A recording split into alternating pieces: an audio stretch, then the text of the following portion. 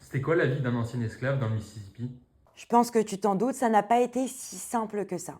En 1865, le 13e amendement abolit l'esclavage aux États-Unis. Les anciens esclaves deviennent alors juridiquement libres. Mais concrètement, ils sortent de l'esclavage sans rien. Ils n'ont pas de terre, ils n'ont pas d'argent, la plupart n'ont jamais eu accès à l'éducation. Et pendant que forcément, les anciens planteurs, eux, gardent le pouvoir et les finances. Au Mississippi, on met alors en place le sharecropping. Les anciens esclaves cultivent la terre de leurs anciens maîtres et ceux-ci leur reversent une partie des récoltes. Mais bien sûr, les comptes sont truqués, les dettes s'accumulent et beaucoup restent finalement coincés à vie. Entre 1865 et 1866, le Mississippi vote les Black Codes.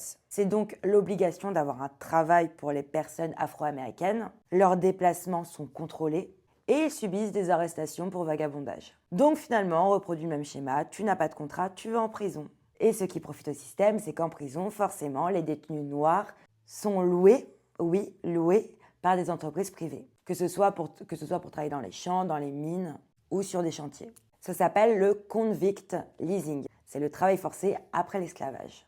Et on rajoute à tout ceci le fameux KKK, Ku Klux Klan, les lynchages publics et les intimidations. L'objectif est d'empêcher les Noirs de voter et de devenir réellement libres. Et à la fin du 19e siècle arrivent les lois Jim Crow. En gros, les lois ségrégationnistes. Donc écoles séparées, transports séparés et le droit de vote bloqué. Et dites-vous que cette situation dure jusqu'en 1960. L'abolition a mis fin à l'esclavage légal. En revanche, au Mississippi, le système s'est juste transformé et a perduré.